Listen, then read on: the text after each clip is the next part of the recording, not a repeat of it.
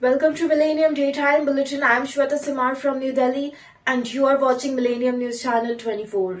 Today, I'm bringing you the latest updates from around the world. Let's begin with today's top headlines.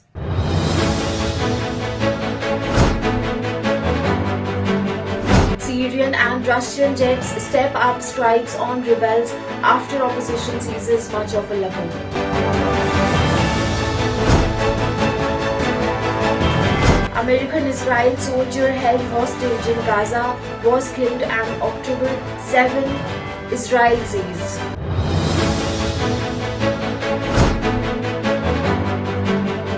Israeli strikes kill at least 200 in Gaza as UN halts aid deliveries after more trucks stolen.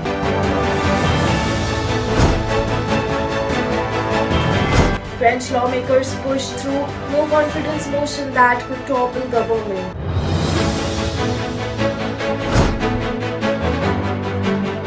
Georgia's PM hit back at protest and resignations intensify.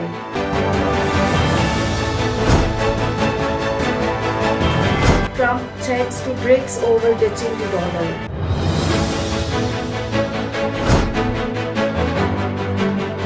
Global market shows mixed performance amid economic fluctuations.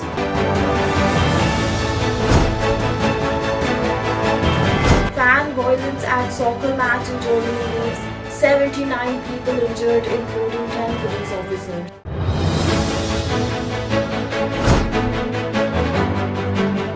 Former F1 Supremo Bernie Ecclestone to sell car collection worth hundreds of millions.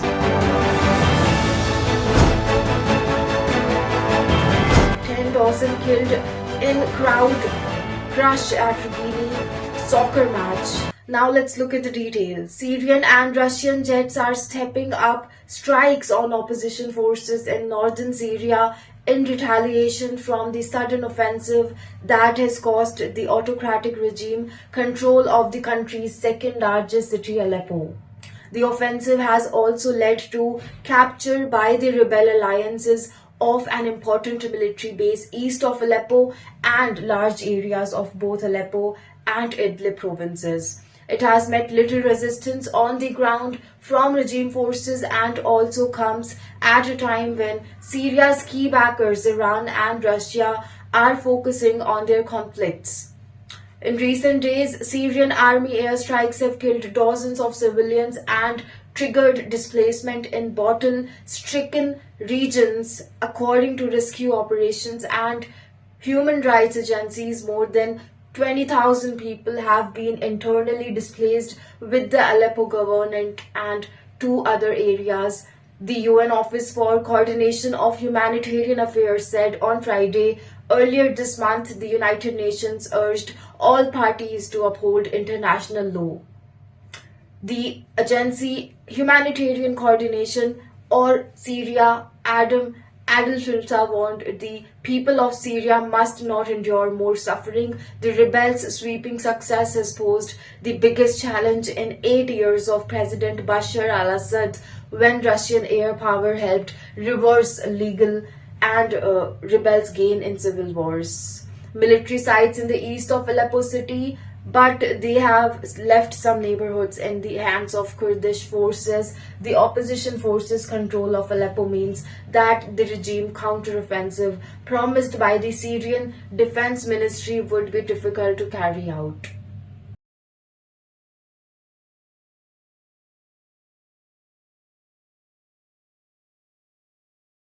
The Israeli military said on Monday that Omer Maxim, an American-Israeli citizen who was previously believed to be alive and held hostage in Gaza, was killed during the Hamas-led attack on 7 October. Nitra, 21-year-old, served as a tank platoon in the IDF during the time of the attack, the IDF said, adding that Nutra's body is still being held hostage in Gaza. It is unclear what caused the IDF to make the announcement. In previous cases, when a hostage was declared dead, the finding was based on new intelligence and evidences. Omer loved sports, playing soccer, Facebook, and volleyball, and served as the captain of the school sports teams, the hostages and missing families forum said in the statement. Family and friends described him as a warm, optimistic, and caring individual who lights up the room the moment he enters. Israeli Foreign Minister Israel Katz said in the statement that Nutra fell in a heroic battle near Nir Oz on September 7. Nir Oz, a small Kidberg near Gaza in southern Israel, was one of the communities worst impacted by the terror attack on October 7. With one of four residents murdered and kidnapped, Nutra's parent Ronan spoke to Millennium last week, describing the pain of having to celebrate their second Thanksgiving without their son at the table. Believing Omer to be alive, they said they were hoping to ceasefire between Israel and Hezbollah in Lebanon could serve as a time to reinforce on securing his release. We have seen that tensions both in Israel and around the world has taken from the world war and Gaza to the war in Lebanon in the last 4 to 5 months, and that was a concern to US. But at the same time, we are disappointed that it was not combined with the hold hostages, which is really the most urgent element right now. We considered it a missed opportunity. Nutra was one of the 7 American citizens held in Gaza. 4, including Nutra, has been pronounced dead. US President Joe Biden said in a statement on Monday that he and his First Lady Jill Biden were devastated and outraged following the announcement of Nutra's death. Less than a month ago, Omer's mother and father joined me at the White House, the Biden said, to share the pain they have endured as they prayed for the safe return of their son. Pain no parent should ever know, Biden wrote in the statement. During this dark hour, our nation joins Omer's parent, brother, and family in grieving this tragic loss. We pray to find strength and resilience, and to all the families of those still held hostages. We see you, we are with you, and I will not stop working to bring your loved ones back home where they belong, the president added.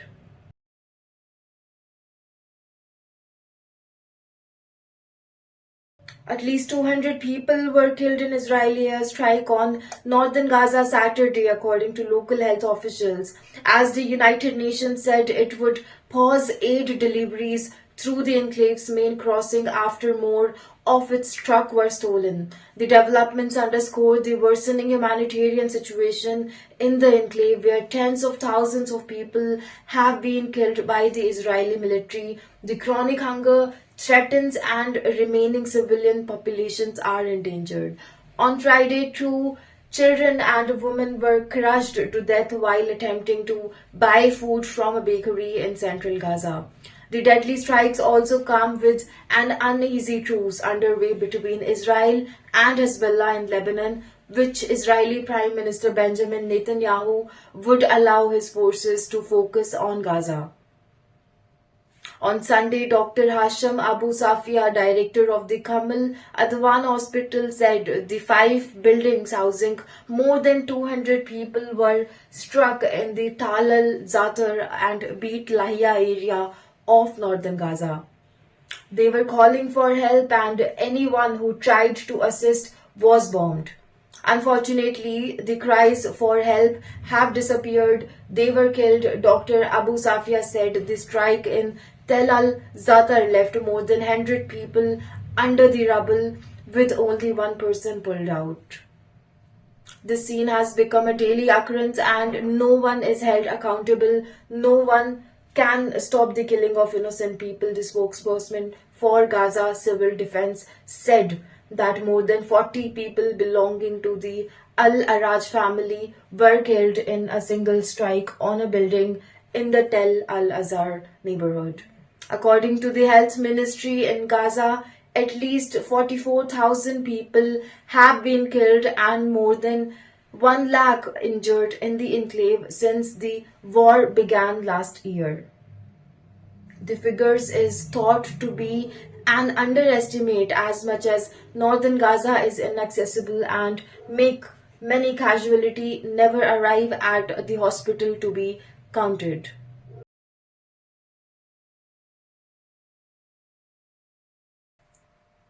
French lawmakers said they had introduced a motion of no confidence against Prime Minister Michel Barnier on Monday, setting up a vote that could see the far right topple his government within days. The motion was presented after Barnier attempted to pass part of his government's budget for 2025, which includes 60 billion euros worth of tax hikes and spending cuts aimed at bringing the deficit down to 5% next year and back in line with European rule by the end of the decade.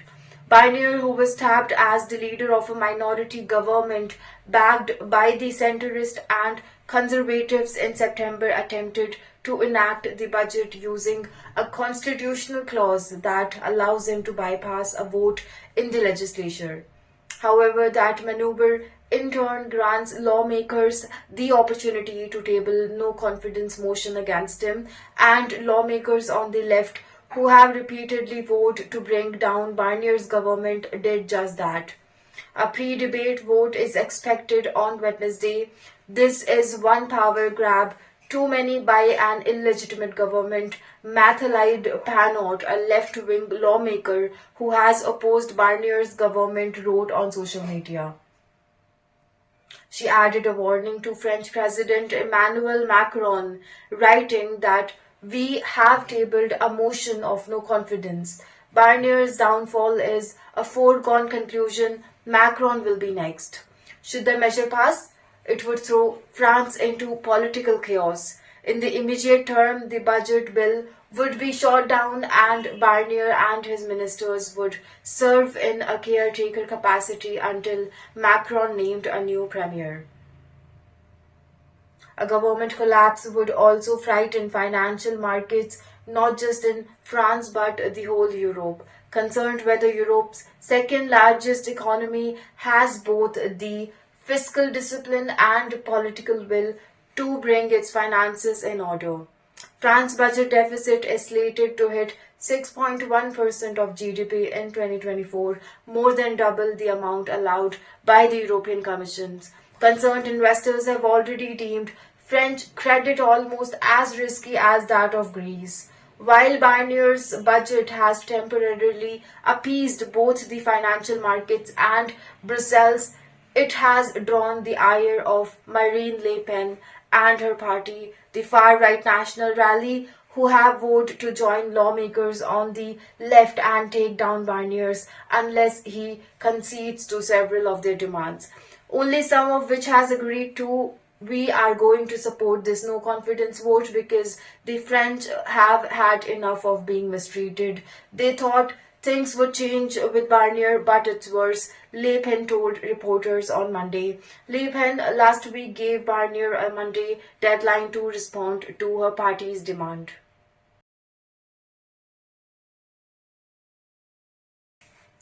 Georgia has seen a fourth night of street demonstration and a string of public resignation triggered by the ruling party's decision to suspend a push to start talks on joining the European Union.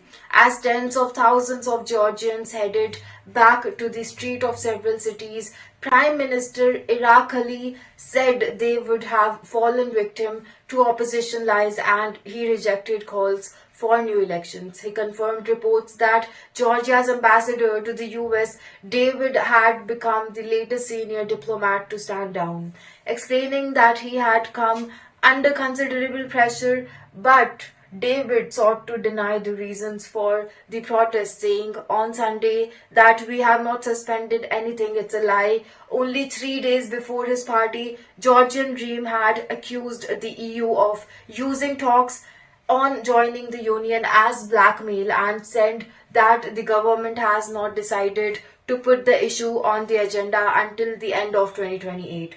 Pro-EU protesters were out in big numbers again on Sunday night, and when fireworks were aimed at the parliament building as well as the police responded within the water cannon. Large groups of riot police huddled in side streets beside Parliament, and it was not until early on Monday that the protests on the main Rustavali Avenue were disappeared. As demonstrators fled the area, a large number of people detained. One of the leaders of opposition alliance Coalition for Change, also Georgia's interior ministry, said the later 21 officers were injured in clashes overnight, while the opposition president Salom said arrested protesters has been subjected to beatings and cited lawyers who said the majority of them had sustained serious injuries. Georgia's increasingly authoritarian government has been accused by the EU that US of democratic backsliding. On Saturday, the US took the significant step of suspending its strategic partnership with Georgia. David insisted that Georgian dream was still committed to European integration and we are continuing our path to the European dream. Again, yet increasing array of public officials do not appear to believe that in the case several ambassadors have resigned and hundreds of civil servants or more than 3,000 teachers have signed letters condemning the decision to put EU accession on hold. Many Georgians have been shocked by the level of violence directed at Georgians, journalists as well as protesters. Dozens of reporters have been beaten, pepper sprayed, and some have needed hospital treatment. Georgia's human rights ombudsman Levin said this is brutality and this appealed to the police not to abuse their power.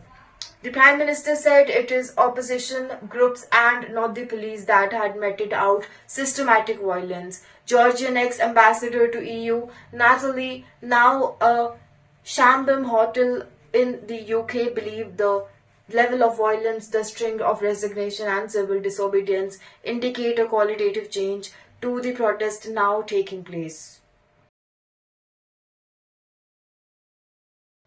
Ever since the US chose to weaponize the global financial infrastructure by throwing Iran in 2012 and Russia in 2022 out of the Society for Worldwide Interbank Financial Telecommunications SWIFT, key to international financial transactions, countries across the globe have been looking to reduce dependence on the US dollar as well as US-led global financial system.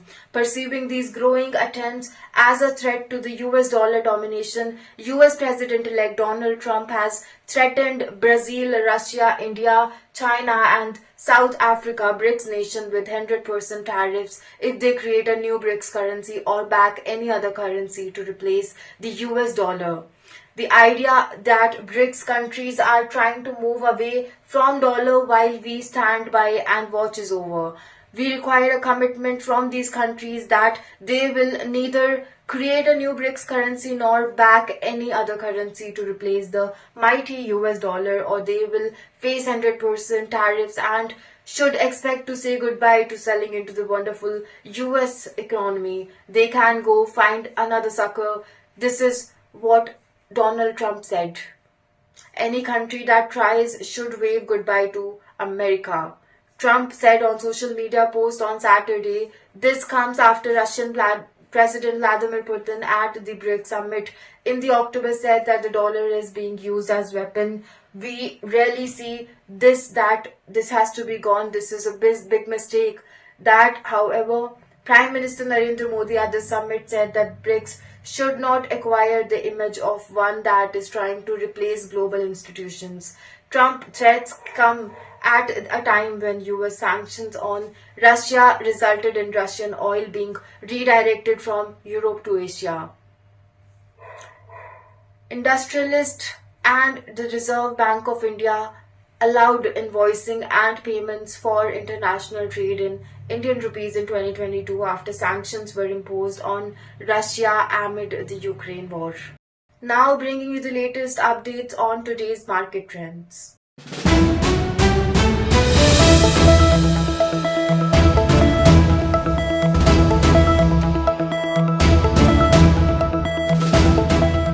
Today's global markets have displayed a blend of gains and losses, reflecting the intricate dance of optimism and caution in the economic sphere. Here's a detailed analysis of the trends shaping the Americas market performance. The Dow Jones Industrial Average saw a modest decline, falling by 68.20%, 0.15%. This drop could signal investors' caution amid ongoing economic debates, including interest rates policies and upcoming macroeconomic reports. On a brighter note, the S&P 500 gained 16.21 points and is on a 0.27% rise. Nasdaq surged by 0.92%. Strong performance of Nasdaq highlights investor confidence in technology stocks, possibly driven by positive earnings or breakthroughs in AI. The commodities market today presented a mixed bag of trends with notable movement in energy and metals. WTI crude oil edged up slightly, gaining 0.09% close to $68 barrel. Similarly, BRICS maintained new flat performance, dipping just $71, suggesting stability in the global energy market despite losing certainties. Natural gas, however, took a sharp dive, dropping 4.79%. The steep decline could reflect concerns over warmer weather, reducing heating demands, and oversupply in key regions. This is worth watching as natural gas prices often have ripple effects across related sectors. In metal, gold fell by 0.72%, while silver faced a steeper 0.8% drop. Both precious metals seem to be reaching a stronger dollar or reduced safe haven demand as equity markets stabilize. Gold pull back from its high range might at profit-taking investors. Largely, agricultural commodities such as soya beans held steady at $9 to a negligible change.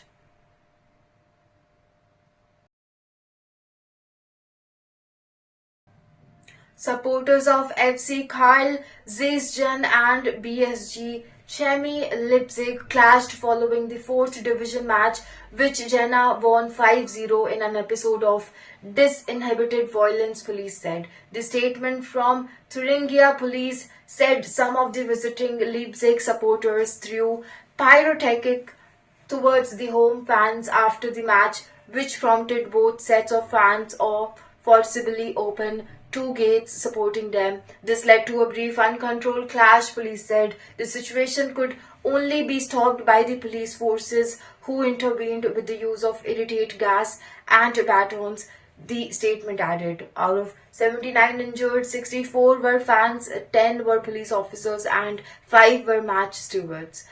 Police said in total of 40 criminals and misdemeanor charges were filed, while massive property damages were also reported. In a statement, Leipzig called the actions of its own fans throwing and shooting pyrotechnics towards Jena supporters dispensable, but added it was misconduct of a minority. 1,200 Chemie fans travelled to Jena and loudly supported their teams, even in the face of heavy defeat that was looming early on. The statement read, "The positive image has faded into the background in light of misconduct of a minority. We will therefore not only remember the day in a bad light because of the performance on the pitch. As a club, we suffered great damage yesterday.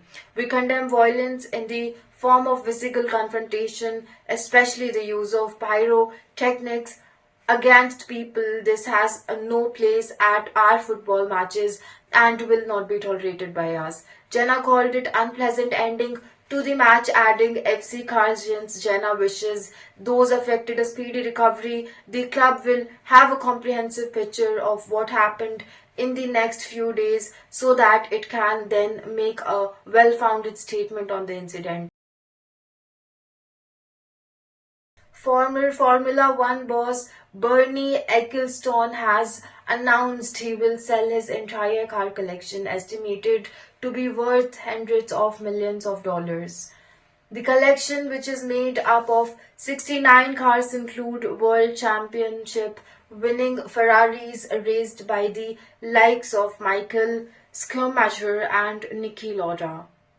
Also included in Alberto Ascari's Italian GP winning 375 F1 and controversial Barabam BT fan car, which won its first and only race before being withdrawn from competition and then outlawed by following season.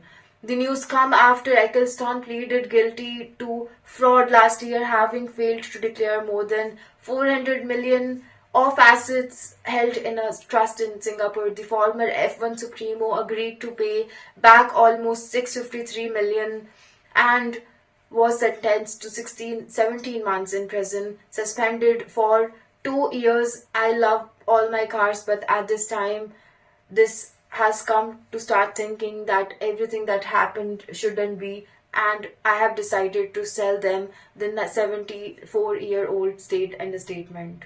After collecting and owing them for so long, I would like to know whether these are worth of it. Rather than being sold at auction, Eccleston will sell the collection through sports and race car dealer Tom Hartley Jr., who called it the history of Formula One. There has never been and probably never will be collection like this ever offered for sale again.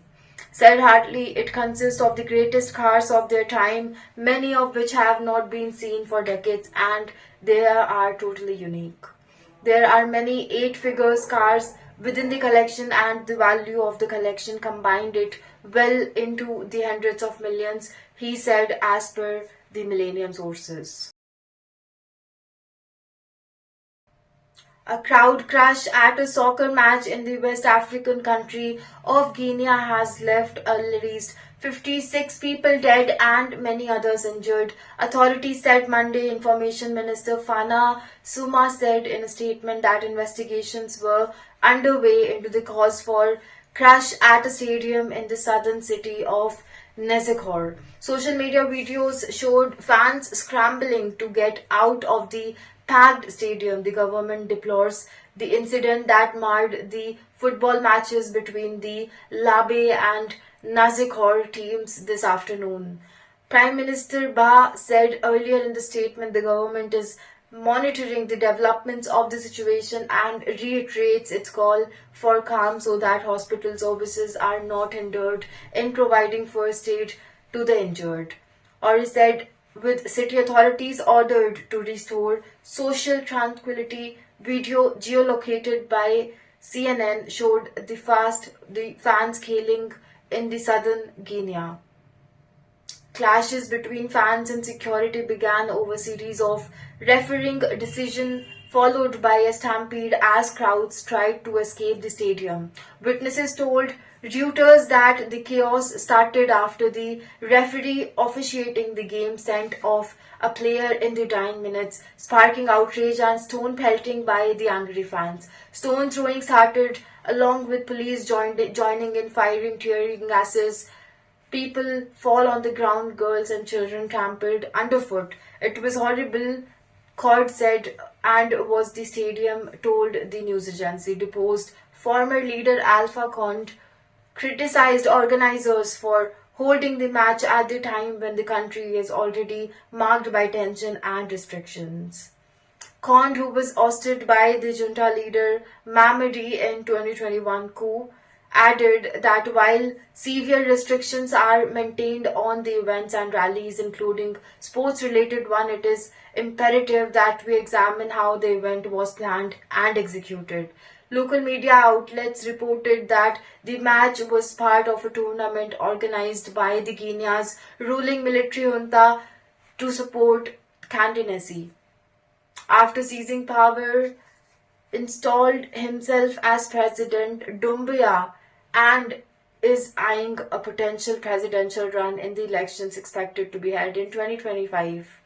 Doumbouya is out of several figures who have seized power in the volatile region since 2020. West and Central Africa have seen at least 8 successful coups since 2020 as political hurdles exacerbate concerns and tensions due to the military rule and in the poverty-stricken region. That's all for now. Thank you for tuning in. Stay with us for more updates. Log in to stay updated with the latest news on our social media platforms. Facebook, Twitter, Instagram, and TikTok at Millennium News 24. Don't forget to check out our YouTube channel Millennium News 24. You can watch us on Android and iOS devices as well as on Apple TV, Roku TV, Amazon Fire TV, and all smart TV platforms. Enjoy entertainment and the latest news with us. Download the Millennium TV apps, Millennium TV USA for Android and Millennium TV on Google. Thank you for being part of Millennium News channel.